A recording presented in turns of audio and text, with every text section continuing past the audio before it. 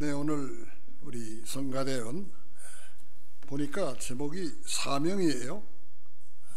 성가대의 찬양 제목이 사명. 그래서 어떻게 설교 제목이나 이런 걸 미리 알려주지도 않았고 또 묻지도 않았는데 역시 지난번에도 말씀을 드렸지만 우리 지휘자 촉이 있는 것 같아요. 촉이 벌써 알고서 그래서 오늘은 은혜를 받을 수밖에 없겠구나. 벌써 얘기를 안 해도 역시 하나님의 그 은혜 가운데 다 연결이 되는구나 이런 생각을 했습니다. 진심입니다. 참 여러분이나 저 세상 일로 바쁘게 참 시간에 쫓기며 살다가 언뜻 이 성경 말씀이 기억이 나죠. 전도서 6장 12절이나 또는 욥기 8장 9절 말씀이 떠오르게 되면은 그게 오늘 설교 제목 같아요. 그림자 같은 세상에 우거하는 인생. 다 이런 말들이 쓰여 있습니다. 우리가 과연 하나님 좀 앞에서 가치 있는 시간을, 가치 있는 생을 살고 있느냐 참 생각할 때 두려움을 느끼게 됩니다. 오늘 이 시간에 우리가 참으로 그림자가 아닌 실체, 그 실체인 영원한 말씀의 은혜 가운데 다시 만나게 됨을 하나님께 감사드립니다. 욥기 8장 9절이나 조금 전에 말씀드린 전도서 6장 12절 말씀 볼 때 모두가 그림자 같은 참 세상이라고 말씀하고 있습니다. 참으로 오늘 본문인 역대상 29장 15절 말씀 볼 때 거기에 우거하는 자라 하는 말씀이 기록되어 있죠.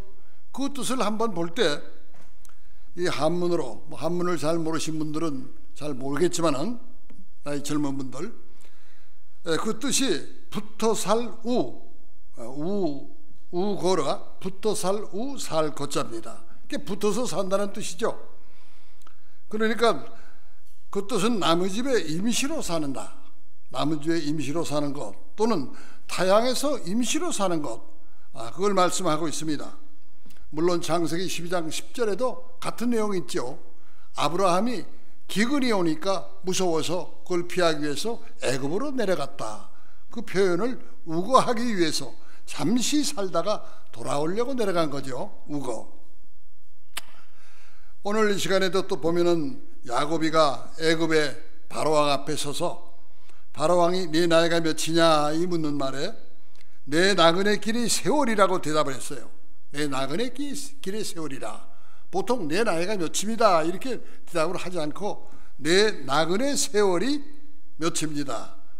창세기 47장 9절이나 시편 119편 19절에 기록되어 있어요. 거기에는 객이다 또는 거류자다. 거류라는 것도 마찬가지입니다.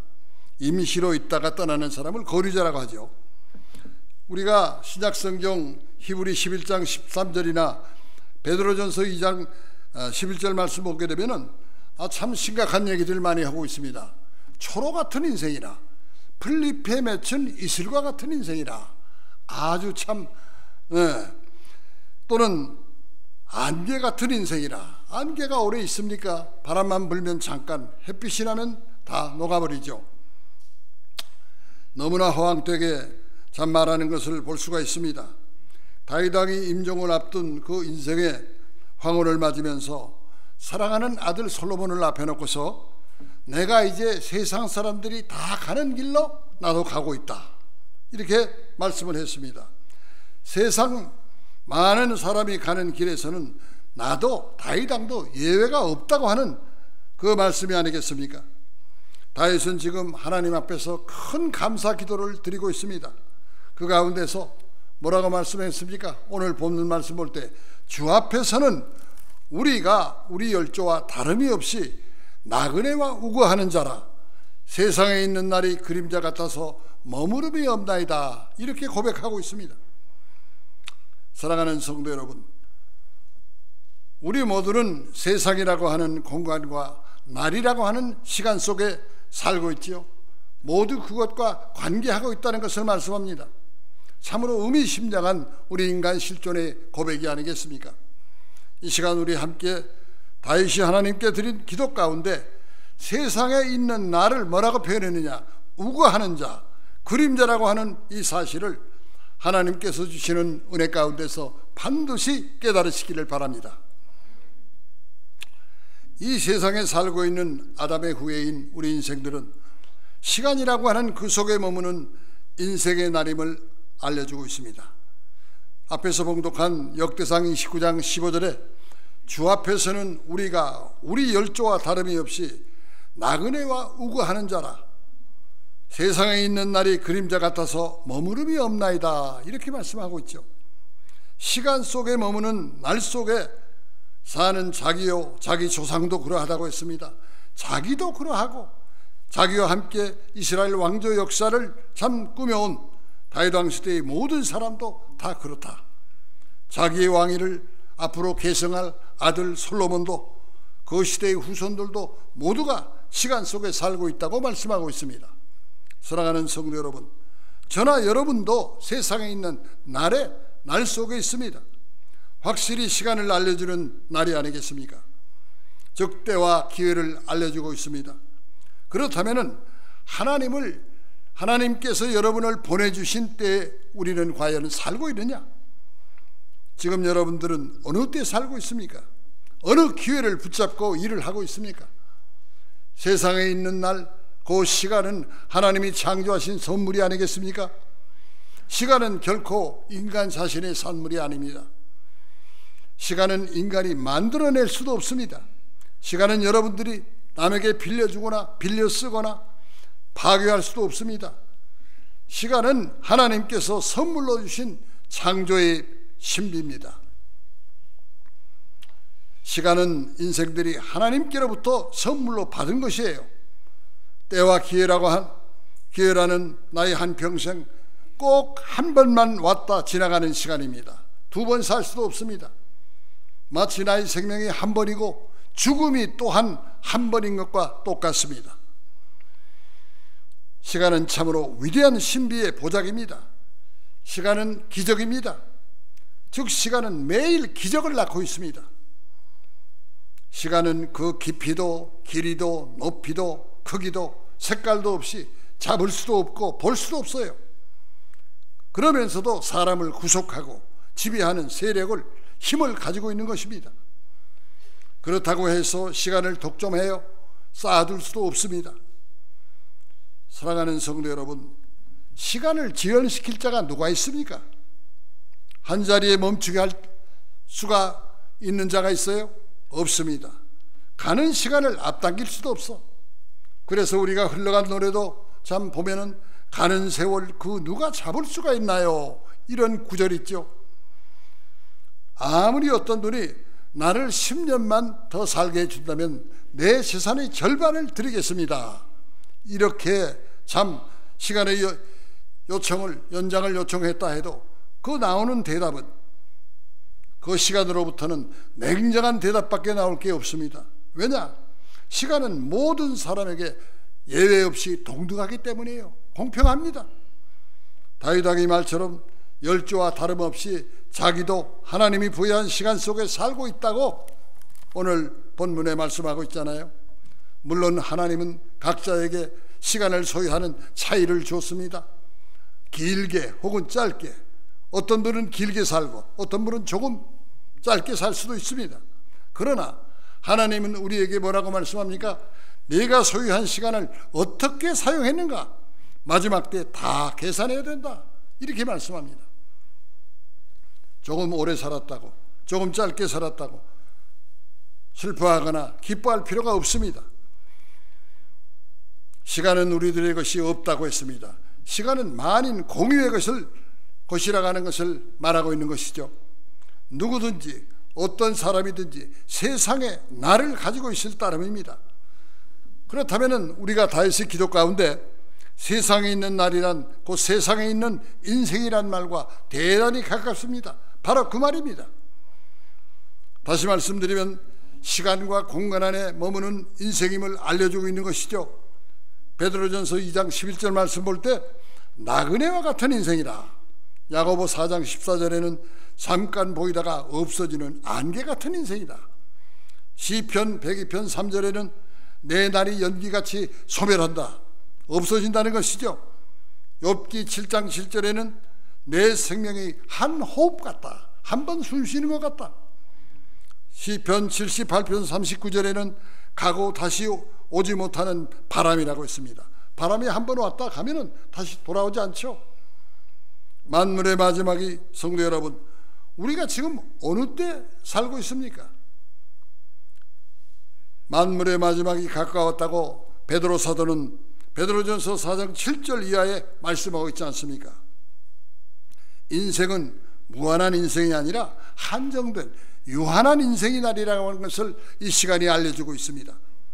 역대상 29장 15절 본문 말씀처럼 주 앞에서는 우리가 다른 열조와 다른 분들과 다른 선조들과 다름이 없이 나그네와 우고한 자라, 잠깐 있다가 없어지는 존재들이라는 겁니다. 세상에 있는 날이 그림자 같아서 머무름이 없나이다 했습니다. 그렇기 때문에 여러분, 결코 착각을 하지 마세요. 착각하면 안 됩니다. 우리 인생은 세상에 있는 날에 살고 있습니다. 이 세상에 있는 날 속에 잠깐 살고 있는 거예요. 시간 속에 머무르는 인간이라고 하는 것을 말씀하고 있습니다. 나그네라고 하는 것은 고향을 떠난 객지에 있는 사람이죠. 여행 중에 있는 사람이죠. 다시 말하면 여객 행인이란 말입니다. 야곱도 애굽왕 바로 앞에서 고백하기를 뭐라고 했습니까? 내 나그네 길이, 나이를 물었을 때 내 나그네 길의 세월이 130년입니다. 나이 얼마 못됨이 우리 조상 나그네 길에 미치지 못하나 험악한 세월을 보내었나이다. 요즘 130년 살았다면 세계 기록이죠. 그러나 그 당시에는 969세가 930세 많잖아요. 점점 내려가긴 했지만은 130은 아주 적은 나이라는 거예요. 나이 얼마 못됨이 우리 조상 나그네 길이 미치지 못하나 험악한 세월을 보냈나이다. 험악한 세월을 보냈죠. 외삼촌에게 속아서 참 부인도 바꿔치기 하고 말이죠. 조상도 나그네고 자신도 나그네. 그렇다면 이 말을 보고 듣고 있는 우리도 나그네가 아니겠습니까? 세상에 아무리 권력이 있고 참 명예가 있고 고대광실 높은 집에 호의호식하면서 다복하게 자녀를 거느리고 화목한 가정을 꾸미고 산다고 해도 다 나그네예요. 잠깐 있다 다 없어질 존재들입니다. 그렇기 때문에 오늘 우리에게 주시는 말씀을 통해서 참 정신을 바짝 차려서 오늘날까지 산 생애를 돌아보면서 하나님 앞에 회개할 것은 회개해야 됩니다. 여러분은 지금까지 산 생애보다 남은 생애를 어떻게 살겠습니까? 우리는 우고하는 자요 붙어 사는 사람이라고 성경에서 말씀하고 있잖아요. 객지에 가는 사람이요 남의 집에 붙어서 임시로 타향에서 임시로 사는 자들입니다. 우리가 본향으로 가야 돼요. 요즘 무슨 사람이 죽게 되면은 장례식 한다. 다 이 세상을 떠났다 그럽니다. 그 어디 갈 곳이 있기 때문에 떠났다고 얘기를 하죠. 본 그곳으로 그분뿐만 아니라 저나 여러분도 반드시 가게 돼 있어요. 지금 멀쩡하고 건강하다 해서 항상 나는 이곳에 있습니까? 항상 부답니까? 참 그렇기 때문에 여러분은 지금까지 산 생애보다 남은 생애를 어떻게 살 것인가, 어디로 가서 어떻게 할 것인가를 생각해야 됩니다. 객지에 사는 사람, 남의 집에 임시로 붙어 사는 사람, 타향에서 임시로 사는 자들이 바로 우리 아니겠어요? 그런데 그것마저도 그림자가 돼서 머무름이 없다고 했어요. 객지에 있으면서 좀 안정적으로 사느냐? 그게 아닙니다. 어떻게 될지 몰라 방황합니다. 그렇기 때문에 세상에 소망을 두지 마세요. 이 땅에서 내가 뭘 해야 되겠다, 천년만년 여기를 근거로 해서 자손만대 해보겠다, 부질없는 생각입니다. 하나님의 뜻을 깨닫고 또 그 뜻을 받들고 하나님의 일을 많이 해야 됩니다. 목사로서가 아니라 누구나 마찬가지입니다. 교회 생활을 진실하게 해야 됩니다. 모세가 뭐라고 말했습니까? 우리의 연수가 70이고 강건하면 80이라도 그 연수의 자랑은 수고와 슬픔뿐이다. 우리도 마찬가지입니다. 신속히 가니 우리가 날아가나이다. 그나마도 그것도 오래오래 가는 거 아닙니다. 신속히 날아간다고 했습니다. 시편 90편 10절에 이런 고백을 했죠. 하나님의 권세와 능력이 영원합니다. 그러나 그 피조물인 다윗은 뭐라고 얘기를 합니까? 세상에 있는 날은 유한하다. 이렇게 말씀하고 있습니다. 한계가 있다는 거예요. 짧다는 겁니다. 시간의 유한성, 계속적인 흐름, 곧 그림자처럼 머무르지 않음을 나타내고 있지 않습니까? 사랑하는 성도 여러분, 참 세월을 아끼세요. 1분 1초를 아껴야 됩니다. 주님의 일을 부지런히 해야 됩니다. 시간은 결코 돌아서거나 정지하거나 더디게 가는 그런 변화가 없습니다. 오직 전진 앞으로 나갈 뿐입니다. 시간은 그칠 때도 없어요. 시간의 거리에는 스톱 사인이 없습니다. 오직 가는 것뿐이에요. 흐름만이 계속됩니다. 여러분, 쌀독에 있는 쌀은 퍼내야 없어지죠. 그러나 시간은 퍼내지 않아도 스스로 없어집니다. 저절로 없어져. 잃어버린 돈은 다시 찾을 수가 있지만 한 번 내 앞을 지나간 시간은 다시 찾을 길이 없습니다. 시간은 참으로 나에게 예고 없이 끝나버리고 맙니다. 이런 세상에 우리가 살고 있는 거예요. 세상에 있는 날이 바로 그렇습니다. 그런 세상에 있는 날에 우리가 살고 있어요. 자동차에 새 타이어를 한번 끼워보세요. 매년 그대로 있습니까? 아니죠. 바퀴가 닳아 없어집니다. 시간도 그와 같은 것입니다. 다윗이 독백하기를 세상에 있는 날이라고 했어요. 유한한 인생을 알려주는 시간적 표시 속에가 우리 살고 있습니다. 참으로 여러분, 주님의 몸된 교회를 사랑하세요. 주님의 피로 값주고 사신 교회라고 했어요. 예수님 친히 말씀하시기를 교회를 당신의 몸이라고 말씀하고 있습니다. 골로새서 예배서서 볼 때 교회 열심히 나오시기 바랍니다. 한 번 넘어지면, 한 번 눕게 되면 지나간 세월 참 눈물밖에 안 나옵니다. 하나님 앞에 충성하지 못하고 너무나도 불순종하고 불성실하게 일한 데 대해서 후회하고 괴로워하게 되서야 되겠습니까? 결론 맺겠습니다. 시간은 왜 우리에게 주어졌느냐? 신앙생활에 모든 감사에 기쁘게 드려질 너희들이 아니냐. 인생이 우리에게 이렇게 말해주고 있습니다. 다시 말씀드리면은 시간의 선용을 보람있게 쓰라는 거예요. 디도서 2장 14절 볼 때 왜 우리를 구속해 주었습니까?